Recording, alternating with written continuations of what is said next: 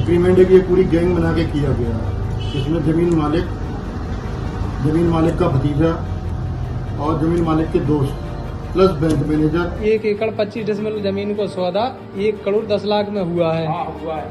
55 lakh agreement पे मिलेंगे और 55 लाख रजिस्ट्री पे 2 लाख। और ये पूरा सिंडिकेट ऐसे लोगों को खोजता है जो सादा सिंपल हैं, इनके झांसे में आ जाते हैं।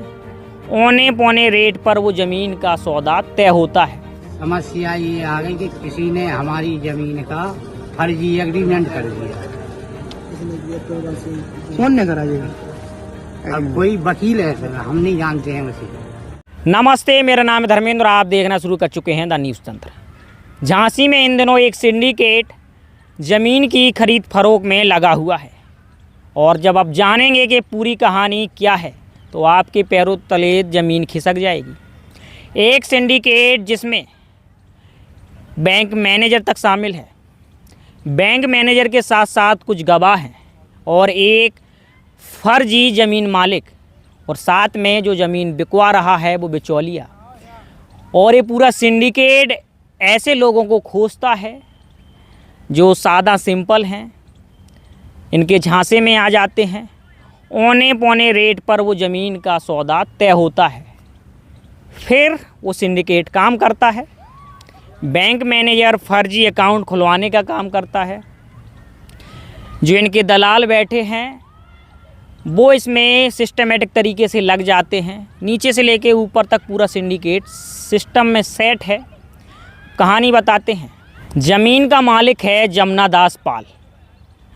उस ज़मीन का एग्रीमेंट किया गया है अवधेश कंचन के नाम। अब इस कहानी को विस्तार से जानिए कि पूरी कहानी किस तरीके से पेचीदा है। जमुना प्रसाद ने आज सदर तहसील में तहरीर दी है कि जो एग्रीमेंट हुआ है वो बिल्कुल तरीके से फर्जी है।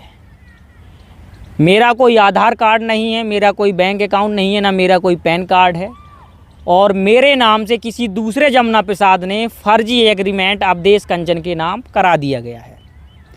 और 4-5 लोगों के साथ रोते बिलखते वो सदर तहसील के परिसर में घूम रहे थे।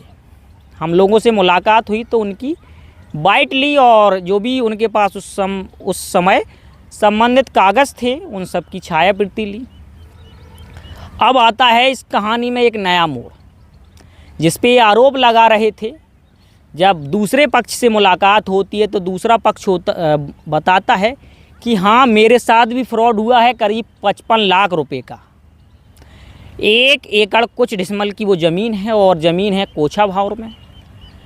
और जब ये मधुर तिवारी का नाम आया है, पवन राजपूत का नाम आया है, इन दोनों के द्वारा ही पूरा सिंडिकेट सिस्टमेटिक तरीके से सेट किया गया है। ये अवधेश कंचन के आरोप हैं कि इन लोगों ने हमें फंसाया है और ज़मीन दिखाई गई है।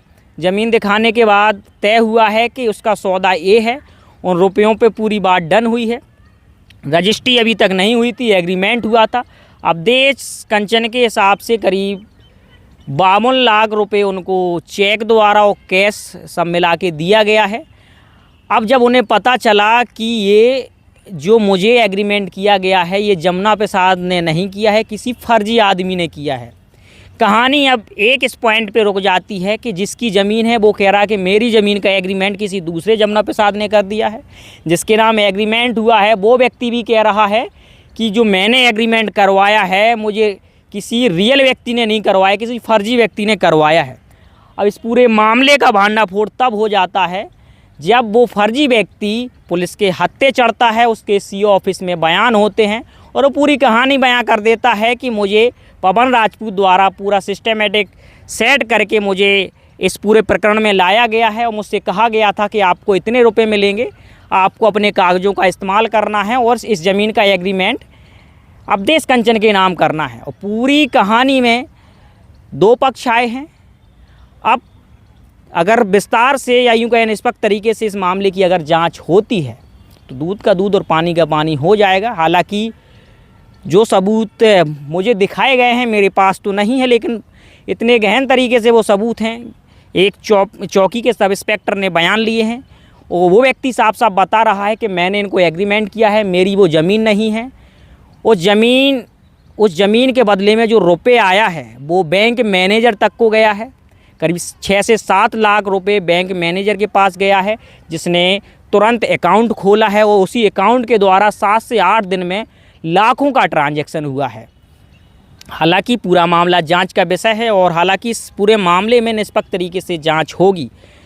अगर दोषी पवन राजपूत हैं, मधुर तिवारी हैं, या अवधेश कंचन हैं, या जमुना प्रसाद हैं, तो सभी में से जो दोषी हैं वो सामने आ जाएंगे। फिलहाल ये पूरा मामला जांच का विषय है। अगर जब तक नया कुछ अपडेट आता है तब तक के लिए आप जुड़े रहिए द न्यूज़ तंत्र के साथ। धन्यवाद।